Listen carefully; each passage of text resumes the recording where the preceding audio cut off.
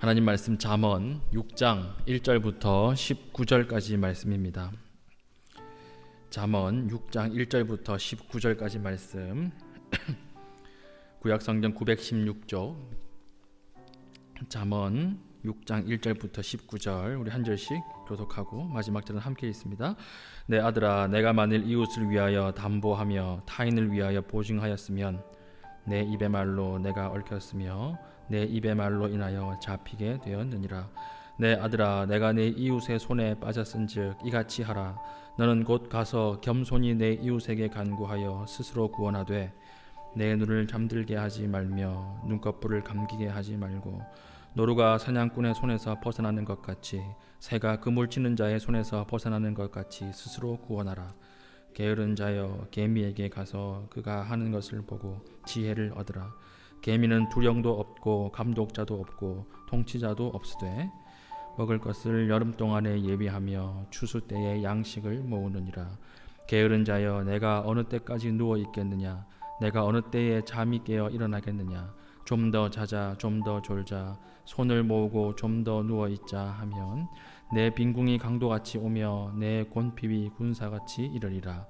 불량하고 악한 자는 구부러진 말을 하고 다니며 눈짓을 하며 발로 뜻을 보이며 손가락질을 하며 그의 계명에 음명을 풀며 항상 악을 꾀하여 다툼을 일으키는 자라. 그러므로 그의 재앙이 갑자기 내려 당장에 멸망하여 살릴 길이 없으리라. 여호와께서 미워하시는 것 곧 그의 마음에 싫어하는 것이 67가지이니 곧 교만한 눈과 거짓된 혀와 무죄함 자의 피를 흘리는 손과 악한 계교를 꾀하는 마음과 빨리 악으로 달리는 발과 함께 읽습니다. 거짓을 말하는 망령된 증인과 및 형제의 사이를 이간하는 자이니라. 아멘. 네, 성경은 전체가 우리에게 구원을 얻게 하는 책입니다. 그래서 우리가 성경을 볼 때 굉장히 무의식적으로 신령한 어떤 해석이 필요한 것처럼 그렇게 보는 경향이 많이 있습니다. 그런데 잠언은 조금 독특한 케이스의 책이죠. 잠언이라고 하는 것은 우리에게 직접적인 구원의 원리를 알려주는 책이 아니라 구원받은 사람이 어떻게 살아야 하는가, 그것을 우리에게 직접적으로 보여주는 책입니다. 그래서 구원받은 사람도 밥 먹고 살아야 되죠. 구원받은 사람도 직장생활 해야 됩니다. 구원받은 사람도 인간관계 맺으면서 살아야 합니다. 그러면 구원받은 사람은 어떻게 직장생활을 하고, 구원받은 사람은 어떻게 사회생활을 하고, 어떻게 먹고 자녀 양육을 어떻게 하고, 이것을 쭉 기록한 것이 잠언이라는 것입니다. 그러므로 잠언을 제일 잘 해석하는 방법은 있는 그대로 그냥 받아들이는 거예요. 문자적 그대로 받아들이는 게 잠언을 제일 잘 볼 수 있는 방식이다라고 하는 것입니다. 오늘 잠언 6장 전체에서 가장 강조하고 있는 것이 무엇입니까? 보증 서지 말라는 거예요. 보증이 뭘 상징하느냐, 보증을 어떻게 해석해야 되느냐, 이게 아니에요. 무조건 보증 서지 말라 이겁니다. 보증 서지 않는 것, 그것이 중요하다, 이렇게 1절부터 이야기하고 있습니다. 보십시오. 내 아들아, 내가 만일 이웃을 위하여 담보하며 타인을 위하여 보증하였으면, 2절, 내 입의 말로 내가 얽혔으며 내 입의 말로 인하여 잡히게 되었느니라. 보십시오. 잡히게 될 것이고 얽히게 될 것이다, 이렇게 얘기하는 것이 아닙니다. 보증을 섰느냐? 이미 잡혔다는 거예요. 보증을 섰느냐? 이미 얽혔다는 거예요. 그래서 이미 너는 얽힌 것이고 이미 잡힌 것이다. 그래서 어떻게 해야 되느냐? 보증 섰다면, 보증을 서지 않는 것이 제일 좋은데 보증을 섰다면 무조건 그것부터 해결하라는 거예요. 3절에 보십시오. 내 아들아, 내가 내 이웃의 손에 빠졌은즉, 이미 빠졌다 그랬죠. 이같이 하라. 너는 곧 가서 겸손히 내 이웃에게 간구하며 스스로 구원하되. 누가 구원해주지 못한다는 거예요. 구원은 원래 다른 곳에서 오는 것이 아닙니까? 누가 건져줘야 내가 구원받는 거잖아요. 그런데 이 보증선 사람에게는 누가 구원해주지 못한다는 거예요. 심각한 상황이다, 이렇게 이야기하면서 4절, 내 눈을 잠들게 하지 말며 눈꺼풀을 감기게 하지 말고. 잠도 자지 말라는 거예요. 잠도 자지 말고 거기서 벗어나야 되는데 어떻게 벗어나야 되느냐? 5절, 노루가 사냥꾼의 손에서 벗어나는 것 같이. 자, 노루가 사냥꾼의 손에서 벗어날 때 어떻게 벗어날까요? 필사적으로 벗어나겠죠. 목숨 걸고 벗어나겠죠. 이렇게 벗어나라는 거예요. 잠도 자지 말고 먹지도 말고 너희는 생명을 단축한 한이 있어도 무조건 보증에서 벗어나라. 맹세에서 벗어나라 이렇게 이야기하는 거예요. 그리고 새가 그물 치는 자의 손에서 벗어나는 것 같이 스스로 구원하라는 거예요. 무서운 말입니다. 그렇죠. 그러니까 지혜가 무엇이냐?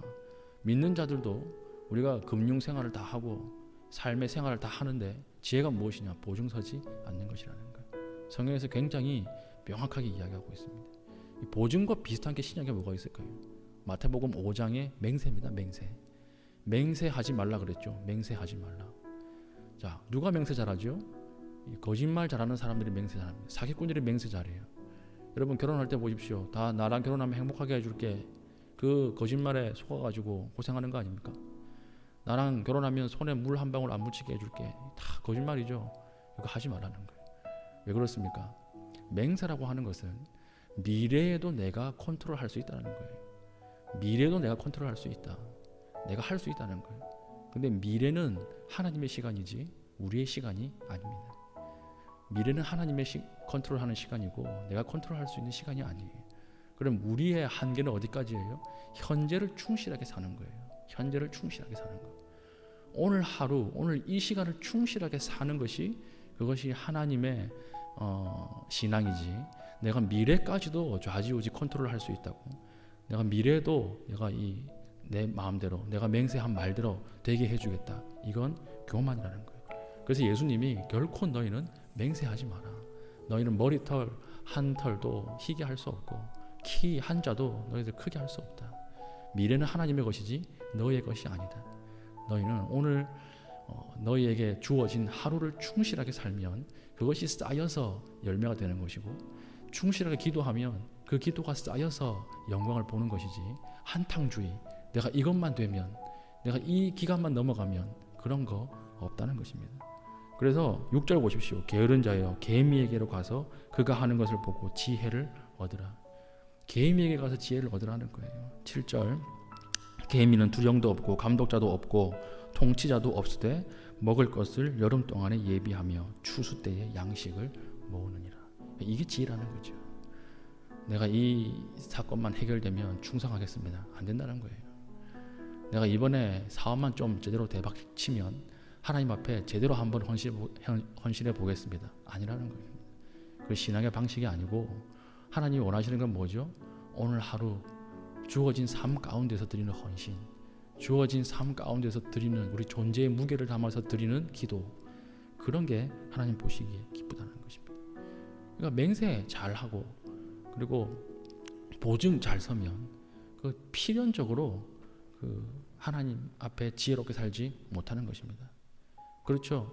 우리가 맹세하고 보증 선다라고 하는 것이 무엇입니까? 그것은 오늘 이 현재에 내가 하고 싶은 게 있는데 미래를 담보를 잡혀서 현재를 사는 거예요. 대표적인 게 뭐가 있어요? 빚지는 거죠. 빚지는 거. 내가 미래에 어떤 현재에 누리고 싶은 게 있습니다. 그럼 그것을 참든지 하나님 앞에 구해야 되는데 어떻게 하는 거예요? 그게 사버리는 거예요. 빚져서. 그게 무엇입니까? 오늘 현재의 쾌락을 위해서 미래를 담보 잡혀서 사용하는 거죠.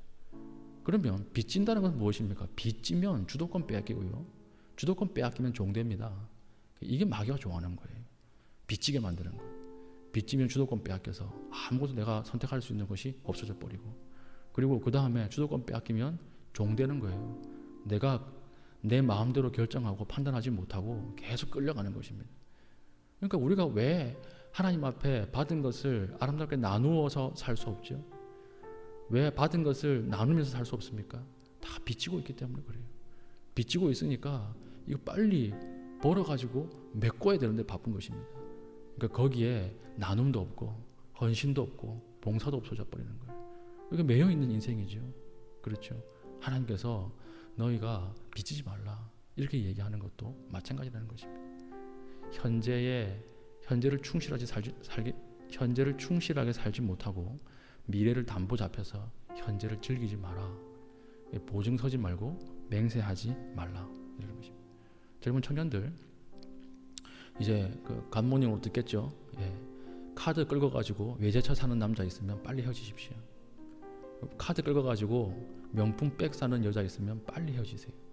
예. 빨리 헤어지고 하나님 이 사람 내 사람이 아니군요 이렇게 생각하면 거의 정확하다는 거예요. 우리가 미래를 어떻게 할 수 없습니다. 우리가 미래에 대해서는 우리가 하나도 바꿀 수 있는 것이 없습니다. 미래는 하나님의 시간이고 우리 현재를 개미와 같이 잘 살아가는 것, 현재를 정결하게 살아야 되고 현재를 깨끗하게 살아야 되고 현재를 충성스럽게 사는 것이 하나님 보시기에 신앙이지. 네, 이것만 잘 되면 하나님 제대로 한번 살아보겠습니다. 그 하나님께서 인정하지 않으신다는 것입니다. 우리 오늘 기도할 때 결코 우리 미래를 결정하는 그 결정, 중요한 결정이 있지 않습니까? 그래서 현재에 우리가 그 중요한 결정을 아무렇게나 하지 않도록 기도하시기 바랍니다.